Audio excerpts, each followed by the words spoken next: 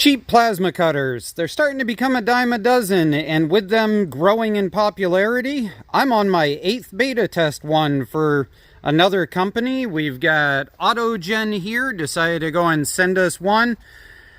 While I was beta testing this for them, I figured I would show you a couple of things that I've learned, because one thing I get often in a lot of my videos is, I did the same exact thing that you did, it didn't work, what the hell am I doing wrong?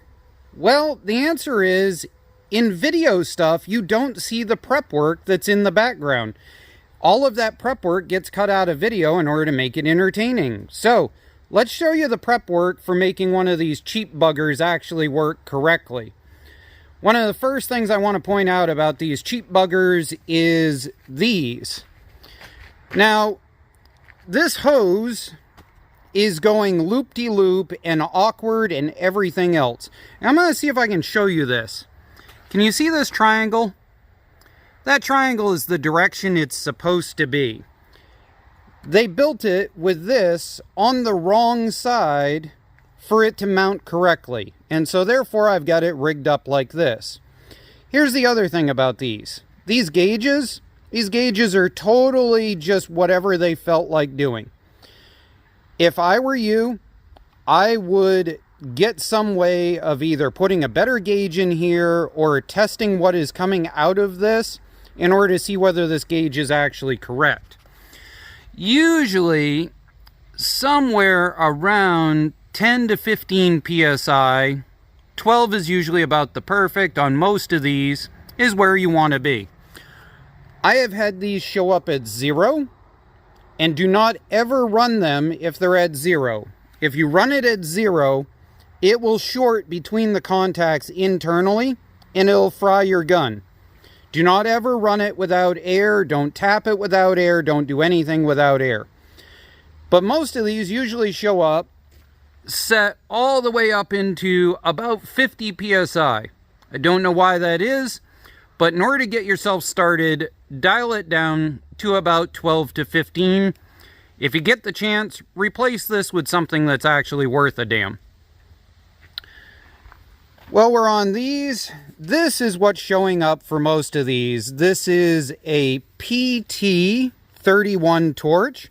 They make a long tip version and they make a short tip version.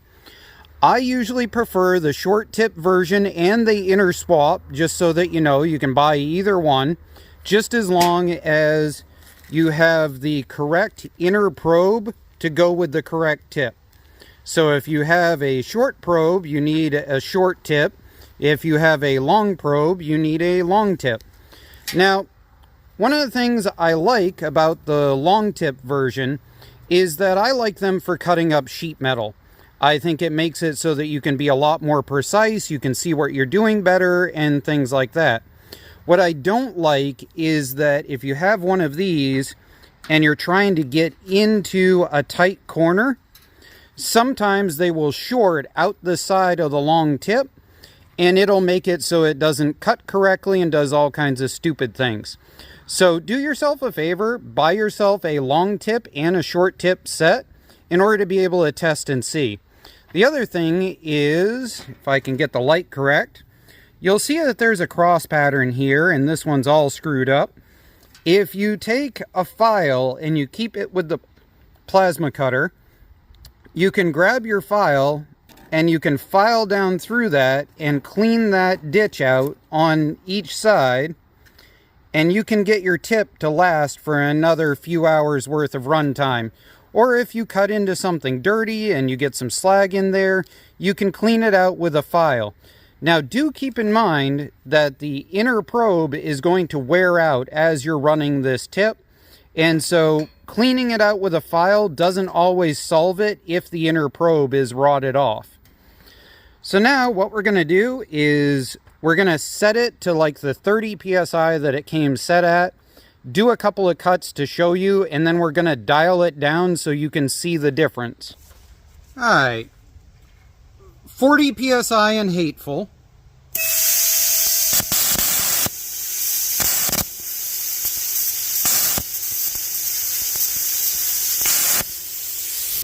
30 psi.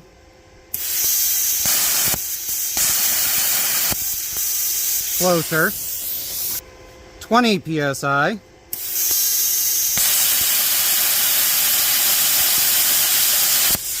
Cool. 15 psi.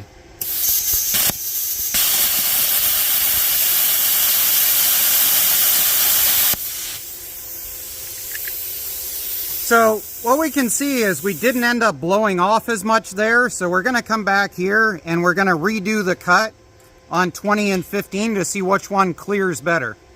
So we're going to do a 15.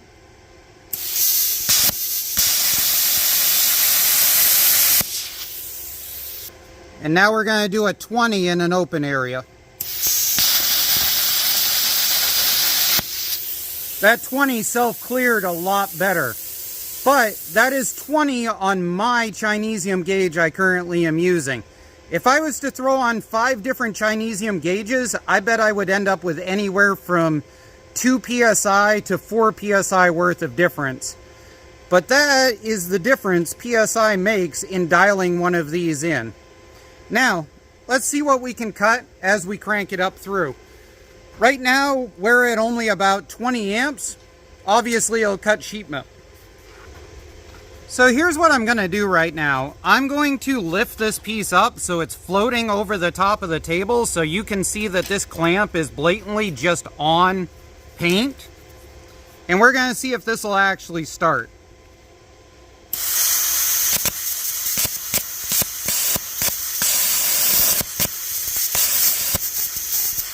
See how it's hateful? Now, let's add in what the YouTuber didn't show you.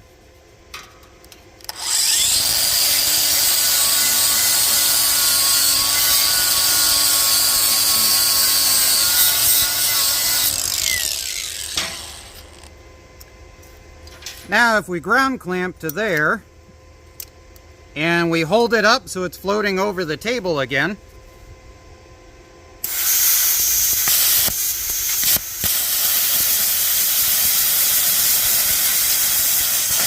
if I tap it, I can break the paint, but I have to immediately follow and blow the hole through. Okay, ready?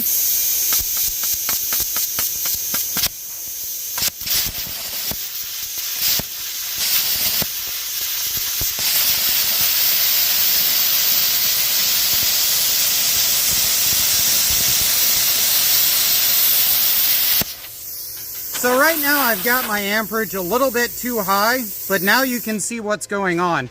See, if I just hold it to it, I can get it to start a hole, but the problem is it'll damage the tip.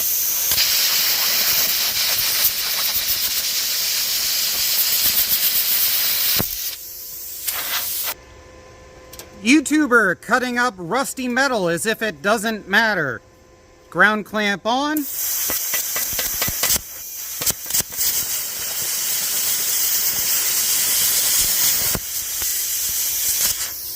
See how that's not quite through? Should be a lot better.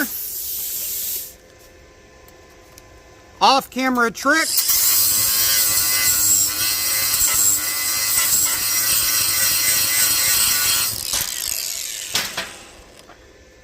YouTuber grinds down the metal. You can't really see it underneath the clamp. It looks as if it's just sitting there.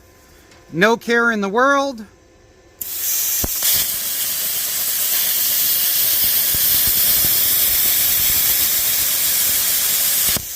Much better hole, no slag, blew right through, easy to work with.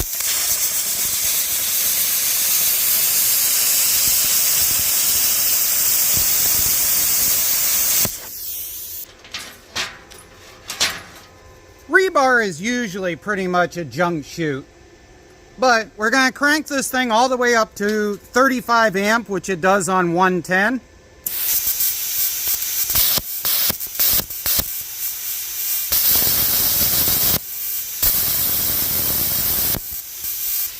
See how we're having issues?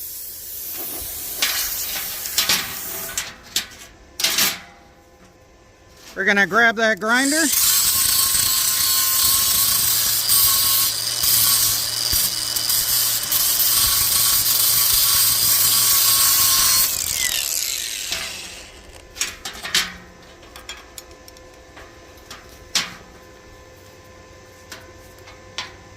Now we're going to come back to a separate spot.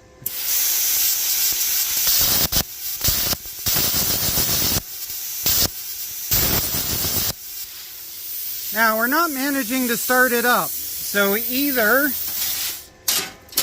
my tip is rotted out on the... Alright, we're not managing to start that up very well. So I'm going to bet that it's probably a dirty tip at this point. So we're going to grab our little cheap file here, and we're going to go like that. And we're going to try a third location.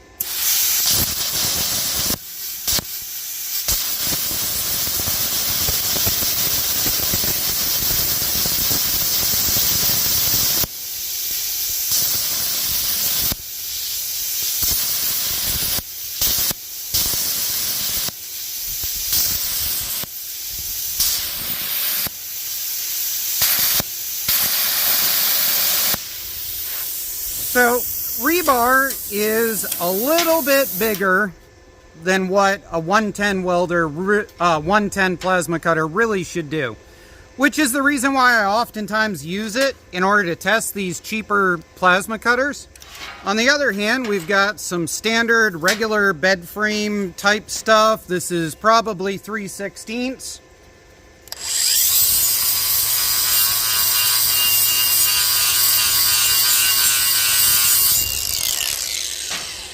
By now you've obviously figured out that off camera we give it a little bit of a cleaning.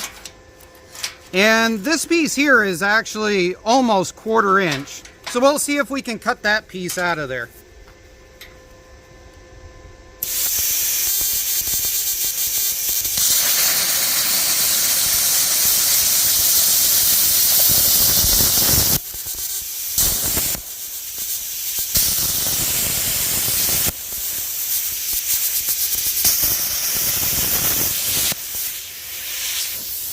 I'm going to actually dial the air just a little bit up.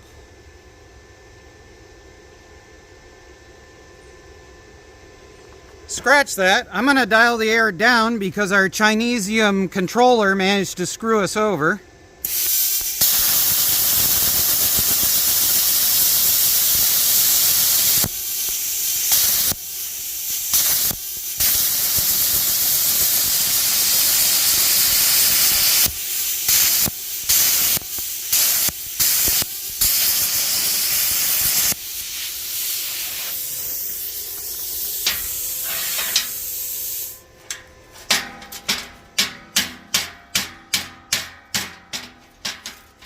All right.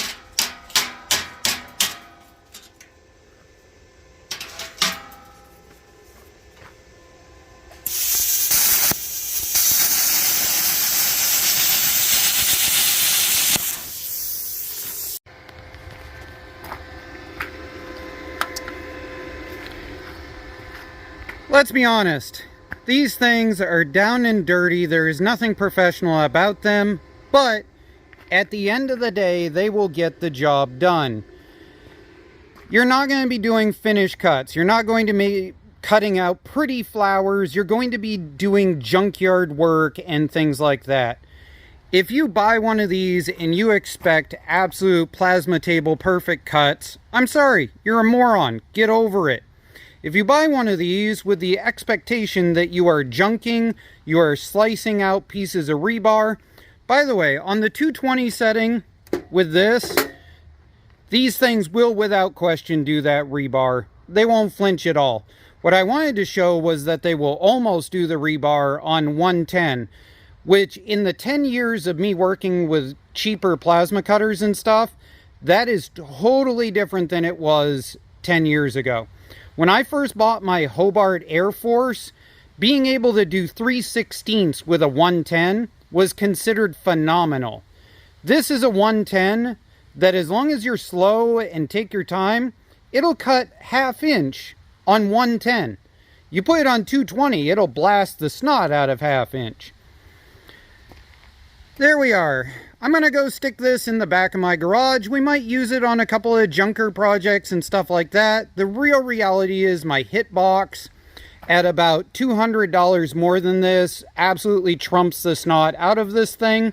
But if this is what you end up with for a Father's Day gift, for a Christmas present, or because it was on sale, that's how you dial one in.